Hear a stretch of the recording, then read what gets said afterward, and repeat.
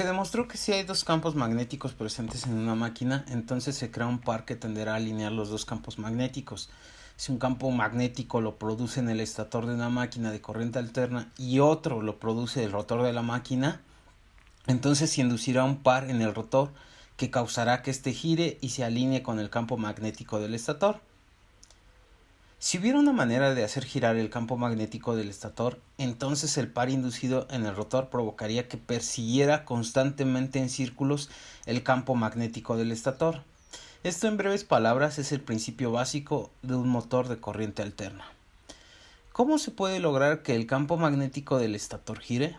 El principio fundamental de operación de las máquinas de corriente alterna es que si un giro de corrientes trifásicas, cada una de igual magnitud y desfasadas entre ellas 120 grados, fluye en el devanado trifásico, producirá un campo magnético giratorio de magnitud constante. Y bien, aquí en la figura vemos una máquina eléctrica. La representación de color gris es el estator y de color azul es el rotor. Tenemos tres devanados marcados con A, A', B, B', C y C'. Un devanado trifásico consta de tres devanados individuales separados 120 grados eléctricos alrededor de la superficie de una máquina.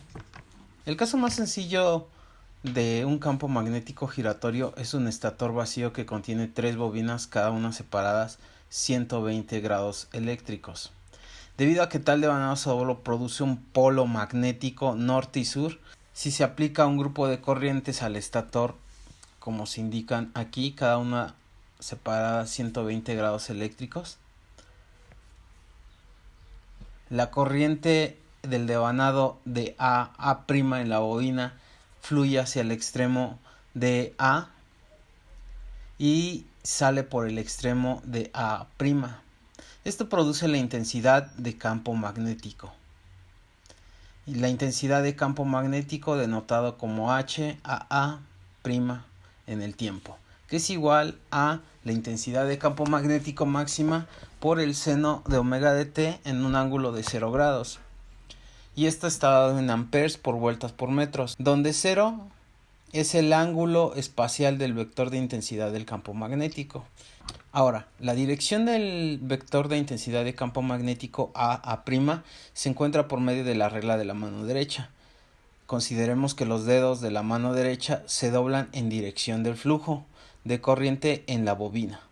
Entonces el dedo pulgar apunta en dirección del campo magnético resultante. De forma similar ocurre para los vectores H, B', y H, C', en donde H, B' está dado como la intensidad de campo magnético máxima por el seno de omega de t menos 120 a un ángulo de 120 grados amper vuelta sobre metro, y para HCC' es igual a la intensidad de campo magnético por el seno de omega de t menos 240 en un ángulo de 240 grados eléctricos. Finalmente, las densidades de flujo resultantes de las intensidades de estos campos magnéticos se obtienen mediante la ecuación de densidad de flujo B igual a μ por la intensidad de campo magnético H. Entonces la densidad de cada uno de los devanados está dada por las siguientes ecuaciones. Para la bobina B A' es igual a la densidad máxima por el seno omega de t en un ángulo 0. Para la densidad de flujo magnético de B' es igual a la densidad de flujo magnético máxima por el seno de omega de t menos 120 grados a un ángulo de 120 grados.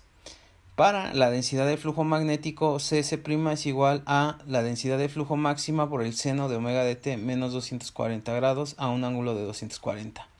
Finalmente, la densidad de flujo máximo es igual a μ por la intensidad de campo magnético máxima.